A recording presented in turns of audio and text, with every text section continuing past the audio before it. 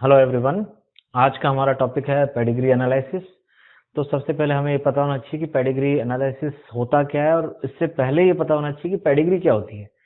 बहुत आसान तरीका है कि जैसे किसी का फैमिली ट्री होता है, फैमिली ट्री में क्या होता है कि पेरेंट्स होते हैं, फिर उनके बच्चे होते हैं, फिर उनके बच्चे होते हैं। तो इसी तरह से बिल्कुल पेडिग्री चार्ट होता है। और पेडिग्री एनालिसिस क्यों करते हैं? फिर कोई भी यदि फैमिली है या कोई इंडिविजुअल है, किसी व्यक्ति की हम जेनेटिक डिसऑर्डर के बारे में पता करना चाह रहे हैं कि इसका जो ये जो जेनेटिक डिसऑर्डर है ये इसकी फैमिली में कहाँ से आया, कैसे आया, या इसकी फैमिली में ये जेनेटिक डिसऑर्डर है किस तरह से ट्रेवल कर रहा है, तो इसके बारे में हम स्टडी कर सकते हैं। तो सबसे पहला जो है, इसके मैं सिंबल्स के बारे में बता देता हूँ कि इनमें कौन कौन से सिंबल्स जो है यूज किए जाते हैं। ये जो है कुछ सिंबल्स हैं जो कि पेडिग्री एनालिसिस में काम में आते हैं। यदि स्क्वायर बना हुआ है इसका मतलब है मेल है, यदि सर्कल बना हुआ है इसका मतलब वो फीमेल है, स्क्वायर और सर्कल में यदि लाइन बनी हुई है तो इसका मतलब दोनों के बीच में मीटिंग है। ठीक है, मैरिज भी बोल सकते हैं इसको हम। यहाँ पर यदि ब्लाइंड डबल है तो इसका मतलब क्या है कि वो क्लोजली रिलेटिव हैं जिनमें शादी हुई है, कजन सिस्टर ब्रदर भी हो सकते हैं। ठीक है, तो mate in between between relatives. ठीक है, अब यदि इसकी बात करते हैं, यदि स्क्वायर जो है डार्क है, कलर किया हुआ है ब्लैक कलर या डार्क जो भी कलर है वो, तो ये अफेक्टेड मेल होगा और ये अफेक्टेड फीमेल होगी। और इस तरह का स्क्वायर यदि थोड़ा सा टिल्ट किया हुआ है तो इसका जो सेक्स है अनस्पेसिफाइड होगा, कि हमें पता नहीं है कि ये मेल है या फीमेल है। तो हमारे पास ये जो है कुछ सिंबल्स हैं और यही ज़्यादातर यूज आते हैं। और भी बहुत सारे सिंबल्स हैं लेकिन हम उनके बारे में ज़्यादा डिस्कस नहीं करेंगे। हमें जो एग्ज़ाम के हिसाब से यही काफ़ी हैं, तो इन्हीं से हमारा जो है काम चलेगा। अब आगे हम बात करते हैं पेडिग्री एनालिसिस होती क्या है, कैसे। हम यदि पेडिग्री एनालिसिस की बात करेंगे तो हमें ये पता होना चाहिए कि किस तरह की जेनेटिक डिसऑर्डर हो सकते हैं। तो हमारे पास क्या होते हैं, दो तरह के क्रोमोसोम्स होते हैं। एक होता है हमारे पास सेक्स क्रोमोसोम्स। इन सेक्स क्रोमोसोम्स को हम कहते हैं एलोसोम्स। दूसरी तरफ जो हमारे पास होते हैं वो होते हैं ऑटोसोम।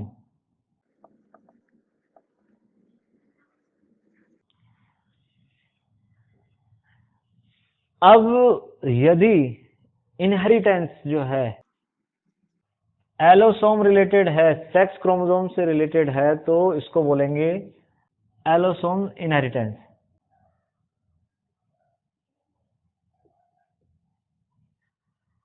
इनहेरिटेंस। अब एलोसोम में भी दो हमारे पास क्रोमोसोम्स होते हैं, एक होता है एक्स और दूसरा होता है वाई। जो वाई क्रोमोसोम होगा, अब इसको थोड़ा सा देख लेना। वाई जो क्रोमोसोम है यदि उससे कोई लिंक्ड जेनेटिक डिसऑर्डर है तो वो सिर्फ मेल में कैरी होगा, यानी कि एक पीढ़ी में, एक पीढ़ी के अंदर मेल में है तो अगली पीढ़ी में भी वो सभी मेल्स में होगा, और उससे अगली पीढ़ी में भी वो मेल में ही ट्रेवल करेगा। दूसरा जो है वो है एक्स क्रोमोसोम। एक्स क्रोमोसोम चूंकि मेल और फीमेल दोनों में होते हैं। क्यों? क्योंकि एक्स एक्स फीमेल में भी एक्स है और एक्स वाई मेल में भी एक्स है। तो इसलिए जो इससे रिलेटेड जो इनहेरिटेंस होगी उसको बोलते हैं एक्स लिंक्ड इनहेरिटेंस। अब एक्स लिंक्ड जो इनहेरिटेंस है ये दो तरह से हो सकती है। कैसे हो सकती है? एक होगी डोमिनेंट टाइप की और दूसरी होगी रिसेसिव टाइप की। इसी तरह से ऑटोसोम में भी दो तरह के जो है इनहेरिटेंस हो सकती है, एक होगी डोमिनेंट और दूसरी होगी रिसेसिव। तो हमारे पास चार जो है इनहेरिटेंस हो गई, एक एक्स लिंक डोमिनेंट, दूसरी एक्स लिंक रिसेसिव, तीसरी ऑटोसोमल डोमिनेंट इनहेरिटेंस और ऑटोसोमल रिसेसिव इनहेरिटेंस। अब इसके बारे में थोड़ी सी हम जो है देख लेते हैं कि क्या होता है।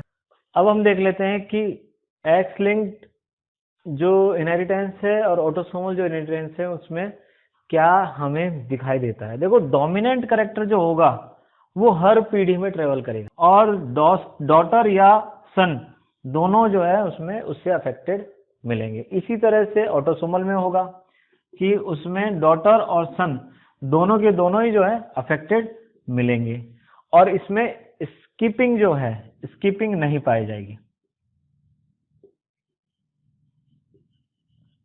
स्किपिंग नहीं मिलेगी। स्किपिंग का मतलब है कि ऐसा रिसेसिव में होता है, उसमें क्या होगा कि एक पीढ़ी में कैरेक्टर दिख रहा है और दूसरी पीढ़ी में वो नहीं दिखाई देगा, और फिर तीसरी पीढ़ी में दिखाई देगा और चौथी पीढ़ी में नहीं दिखाई देगा। तो अल्टरनेट जनरेशन में वो दिखाई देगा। उसका कारण ये है कि जब भी वह होमोजाइगस रिसेसिव कंडीशन में होगा तो ही जाके वो एक्सप्रेस होगा। इसी तरह से ऑटोसोमल में होगा कि जब वो होमोजाइगस रिसेसिव कंडीशन में होगा तो ही जाके वो एक्सप्रेस होगा।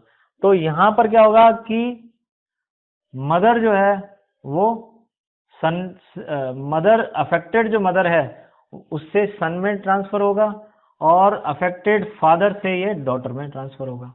दूसरा जो है इसका कैरेक्टरिस्टिक है वो इसमें स्किपिंग पाई जाएगी। स्किपिंग मैंने बताया कि एक पीढ़ी में ये शो होगा कैरेक्टर, दूसरी पीढ़ी में नहीं होगा, और तीसरी पीढ़ी में होगा, फिर चौथी पीढ़ी में नहीं होगा।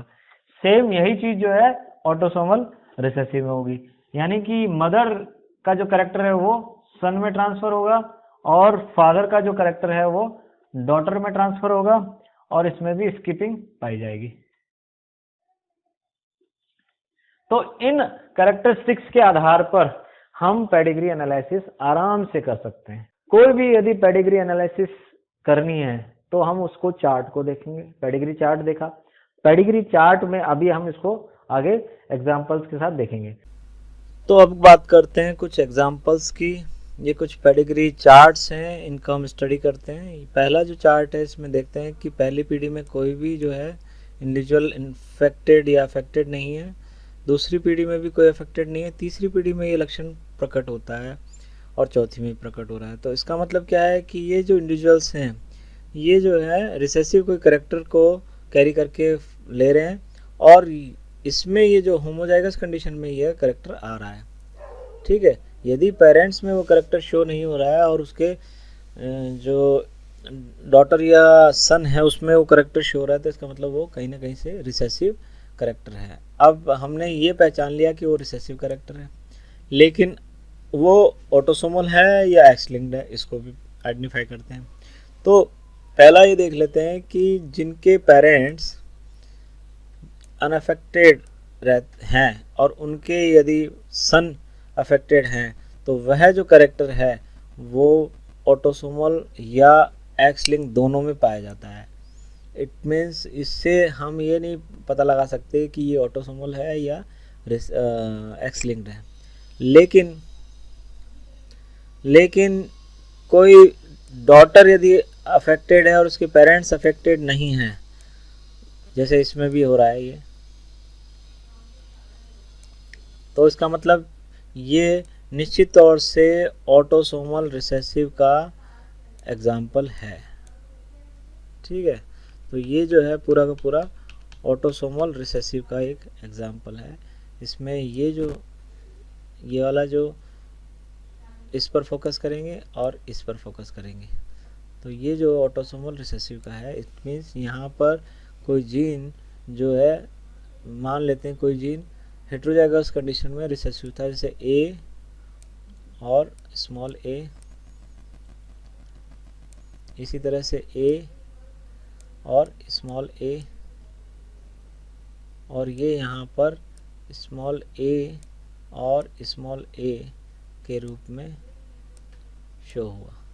ठीक है, इसी तरह से यहाँ होगा सेम। तो ये रिसेसिव ऑटोसोमल रिसेसिव का एक एग्जांपल है। यदि ये एक्स लिंक्ड होता तो क्या होता? एक्स लिंक्ड होता तो इसका जो कैरेक्टर होगा ये एक्स एक्स और एक्स एक्स है इस समय, तो निश्चित तौर से ये जो है अफेक्टेड को हम मान लीजिए ए से डिनोट करते हैं, और एक्स लिंक्ड हम रिसेसिव की बात कर रहे हैं, तो ये दोनों होंगे जो होमोजाइगस कंडीशन में, तभी ये करेक्टर शो होगा, मान रहे हैं हम यहाँ पर। तो इसका मतलब ये एक्स यहाँ से आया, एक एक्स इसके यहाँ से आया है।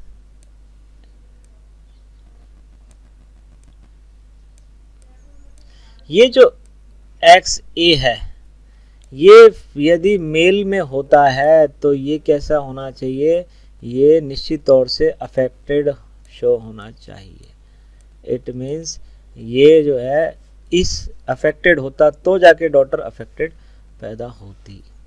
समझ रहे हो? सिंगल एक्स जीन जो कि रिसेसिव कंडीशन में एक्स लिंक्ड है, तो वो जो है मेल में वो अपने लक्षण प्रदर्शित करता है। इट मीन्स ये निश्चित तौर से ऑटोसोमल रिसेसिव टाइप का जो है पेडिग्री चार्ट है। अब आते हैं नेक्स्ट पर।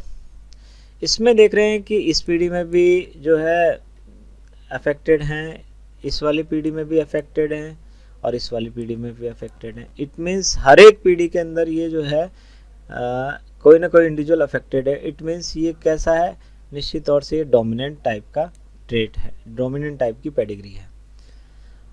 अब ये डोमिनेंट एक्स लिंक्ड है या फिर ये ऑटोसोमल है, अब इसका हम स्टडी करेंगे। अब हम इसमें यहाँ पर फोकस करेंगे। यहाँ पर हम देख रहे हैं कि यहाँ पर मेल अफेक्टेड है और इसके जो पेरेंट्स में जो मेल पेरेंट है वो भी अफेक्टेड है। इट मीन्स ये जो है ये यहाँ से जो इसका वाई जीन आएगा, सिर्फ पेरेंट में मेल जो पेरेंट है उससे सिर्फ वाई जीन आएगा। ओके, एक्स जीन जो आएगा वो फीमेल से आएगा। ठीक है, तो एक्स जीन जब हम कह रहे हैं कि ये जो है एक्स लिंक्ड है, एक्स लिंक्ड होने का मतलब है ये जो एक्स है ये यहाँ आया है, तो इसका मतलब ये जो है एक्स लिंक्ड होना चाहिए था, अफेक्टेड होना चाहिए था, जब जाके ये अफेक्टेड होगा। इट मीन्स ये क्या है, एक्स लिंक्ड नहीं है।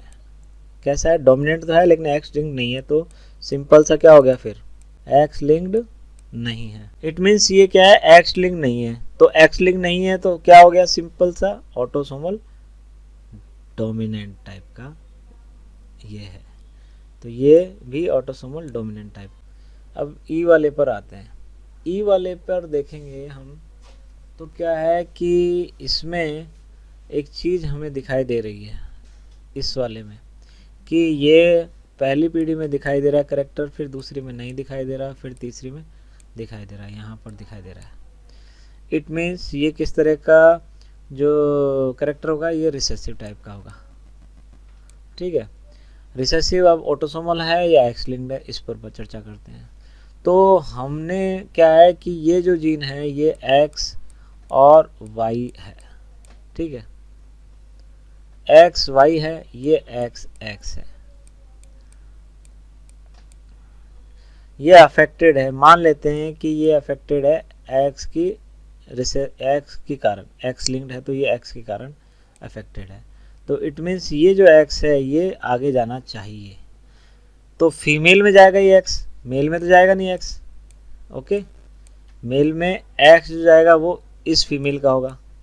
इट मीन्स ये फीमेल में जाएगा, इस फीमेल में जाएगा, और मेल का जो वाई है वो इनमें इन वाले एक्स है इनके साथ जाएगा। तो इट मीन्स ये जो है चूँकि एक पीढ़ी छोड़ के हो रहा है, तो हमने पहले तो ये आइडेंटिफाई कर लिया कि ये रिसेसिव टाइप का है। अब रिसेसिव जो है तो इसमें क्या हुआ, यहाँ पर जो फीमेल है वो क्या हुआ, एक्स एक जीन अफेक्टेड कैरी कर रही है लेकिन दूसरा जीन जो है नॉर्मल है, हेटेरोजाइगस कंडीशन का है। एक तो इसका है और दूसरा ए वाला जो है अफेक्टेड जो है वो इसका है। इट मीन्स यहाँ पर हेटेरोजाइगस जो है फीमेल के पास एक्स जीन है और इस इंडिविजुअल के पास है वाई। इसका वाई और इसका ये वाला जो एक्स है वो मिलकर क्या बना रहा है, एक अफेक्टेड मेल बना रहे हैं। तो इट मीन्स ये जो पेडिग्री है ये किस तरह की है, ये रिसेसिव है और एक्स लिंक्ड है। ठीक है, तो ये हमने जो है तीनों चारों तरह के जो है एग्जांपल हमने देख लिए। अच्छा, एक्स लिंक्ड डोमिनेंट जो है वो भी हम देख लेते हैं, कहीं मिलता है तो उसमें सिंपल सा होगा, वो बहुत आसान है। एक्स लिंक्ड डोमिनेंट है, उसमें जो करेक्टर है वो एक्स से शो होगा, तो एक्स किसी में भी हो, मेल में है या फीमेल में है, दोनों में वो जो है सारे इंडिविजुअल जो है एक तरह से उसका जो चार्ट होगा इस तरह से होगा। मान लीजिए यहाँ पर ये एक्स, सिंगल एक्स भी है अफेक्टेड और इसमें भी अफेक्टेड है, तो सारी की सारी जो प्रोजेनी है वो अफेक्टेड ही होगी। तो एक्स लिंक्ड डोमिनेंट में जो होगा वो सारी की सारी पीढ़ी जो है वो अफेक्टेड दिखाई देगी। तो ये जो है कुछ एग्जांपल्स हैं आपके, मुझे लगता है कि आपको ये चीज़ समझ में आई होगी। Thank you very much.